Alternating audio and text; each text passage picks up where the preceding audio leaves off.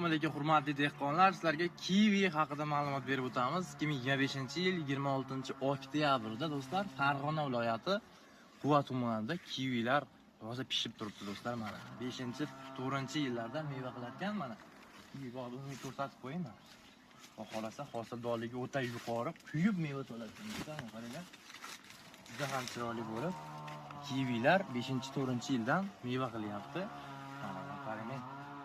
Bizda buni ishonchli ko'chatlari bor. Mashitda ko'chatlari ham kesalarni lakasida tashlab beraman. Bu mashitda mevalarni ko'rib, yeb ko'rib, ko'chatlarni olib ketasizlar. Ko'chatlarni ham ko'rsating deb kommentariyaga yozishyapti. Keling, ko'chatlarni ko'rsatamiz. 2 yoshli ko'chatlari mana mashitda. 2 yoshlilar bo'yi 2 metrga yaqin bo'lgan. Teplitsada bo'lish shart emas. Bu sovuqurmaydi.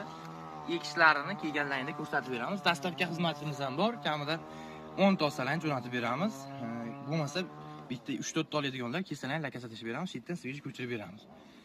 Sog' bo'linglar, hammaga rahmat.